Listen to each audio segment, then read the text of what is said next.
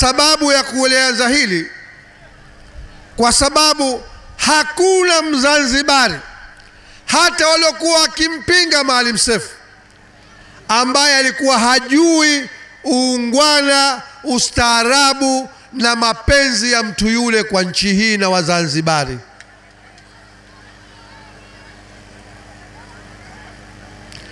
Katika jambo ambalo tunamshukuru Mwenyezi Mungu na tunapaswa kuwapa heshima watu wa Mtambwe ni kutuzalia mtu kama marehemu Maalim Seif Sharif Hamad.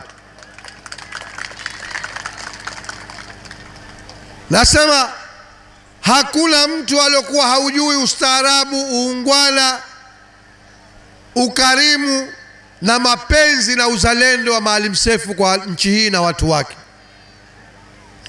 Hata waliokuwa wakimpinga na unafiki wao mliuona nyinyi.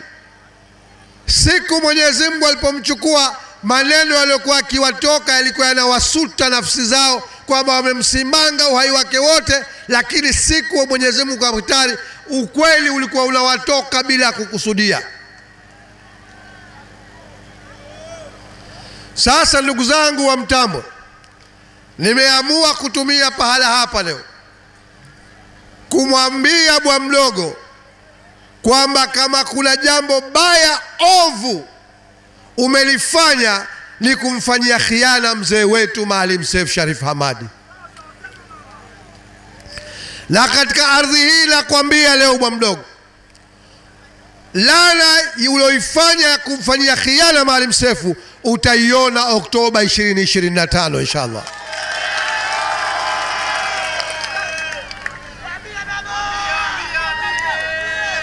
Na mimi nakuulizeni jamani, sisi ambao tulisafiri pamoja katika safari na Maalim Seif miaka yake yote aliyotutumikia, miongoni mwetu waliokuwa na sisi wakamgeuka Maalim Seif, mtajieni mmoja tu ambaye kasimama pale alipo. Nani? Mwenyezi Mungu ana siri yake kwa kiumbe wake yule. Sitaki kuwataja majina leo, lakini mnawakumbuka miongoni mwetu waliomgeuka Maalim Seif. Na tizameni, waliomgeuka akiwa hai, hata waliogeuka mapambano yake baadaye kutangulia, bado wote Mwenyezi Mungu kawazima, kawafuta katika ramani ya siasa. Au uongo jamani? Mnamkumbuka hata mmoja alobakia? Huyo ndo Maalim Seif Sharif Hamad. Mwenyezi Mungu amlaze pema. Hatuna cha kumlipa zaidi ya kumwombea dua siku zote. Sasa kwa nini nikasema natumia jukwaa hili kumpa salamu bwa mdogo? Mnakumbuka uchaguzi wa 2020? Hapakuwa na uchaguzi, palikuwa na uhuni na uchafuzi.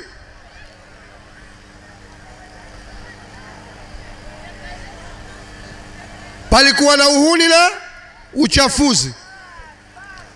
Na hayakuishia hapo, na kufanya dhulma ambayo haisameheki, kuua roho za watu wasiokuwa na hatia 21. 17 kisiwa cha Pemba, 4 kisiwa cha Unguja. Bwa mdogo ukaingia madarakani, hukuchaguliwa na watu, umeingia kwa kukanyaga damu za watu wasiokuwa na hatia. Ulipaswa umshukuru Maalim Seif ambaye kwa mapenzi yake kwa nchi hii na watu wake alifanya kazi ndani ya miezi miwili tu alotumikia katika nafasi ile, akazunguka maeneo yote. Mnakumbuka nyinyi tena hali yake mtu mzima, Unguja na Pemba, wilaya zote, mikoa yote, akataka kuwaunganisha watu na akatuomba sote. Mnakumbuka sisi wengine tulikuwa bado vitandani tunauguza majeraha ya ushenzi wao hawa wa Oktoba 2020. Lakini kwa kumpenda Maalim Seif tukatii kauli yake, akasema muungeni mkono bwa mdogo huyu. Sote tulisafisha nyoyo zetu, uongo kweli?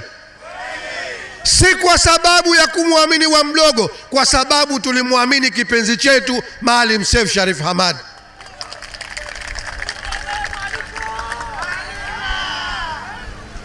Mwenyezi Mungu amlaze pahala pema.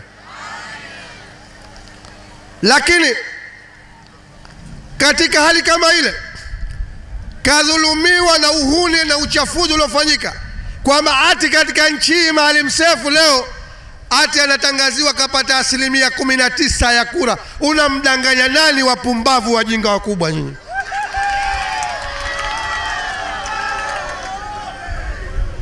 Kwamba ati leo Maalim Seif chama chake kinapata viti 4 Unguja na Pemba.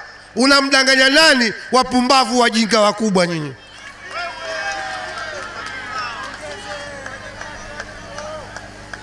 Lakini si hayo tu, unamkabili Maalim Seif, umeshamuulia watu wake 21, umenajisi wanawake mbele ya familia zao, umewatia ulemavu viongozi wenzake na wafuasi wake.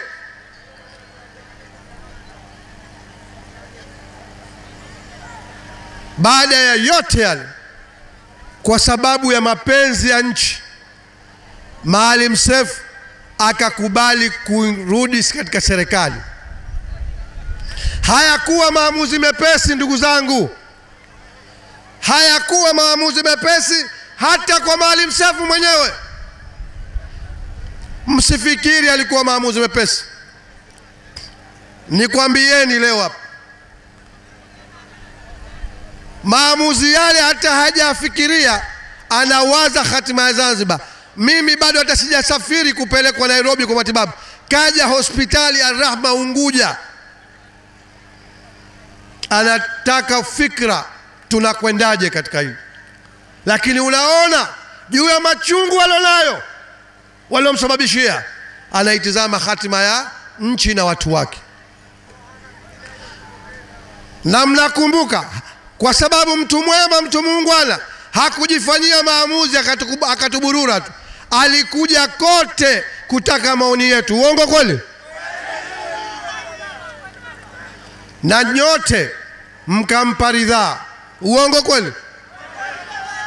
Mkampa ridhaa, lakini mkampa masharti kwamba Maalim tunakukubalia twende, lakini lazima pafanyike mageuzi. Uhuni na uchafuzi huu usirejewe tena katika ardhi ya visiwa hivi. Au uongo jamani? Na Maalim hakufanya khiana. Tangu mwezi Novemba mwanzo mpaka Disemba 8, siku anaapishwa kwa makamu wa kwanza wa rais, anafanya majadiliano juu ya yepi yatekelezwe. Akapeleka mambo matatu, tunaziita hoja tatu. La kwanza kwamba watu wote ambao wamepata athari za namna mbalimbali, kuanzia waliouawa, waliojeruhiwa, waliobakwa, walioumizwa, waliowekwa ndani, wote wafidiwe. Lakini akasema fidia haitoshi, maisha ya mtu hayana thamani. Akasema kufanyike uchunguzi, public inquiry, juu ya wote waliohusika na wote wachukuliwe hatua, ili kukomesha vitendo kama vile visijirejee tena. La kwanza hilo. La pili,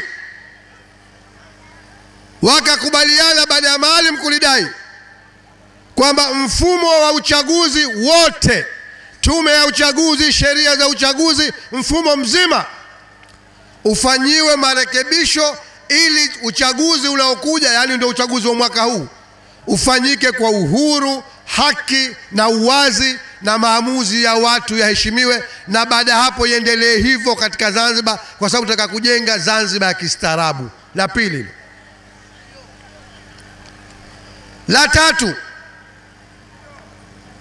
La tatu akasema haya maridhiano hayapaswi kubakia huku juu tu katika ngazi ya kitaifa,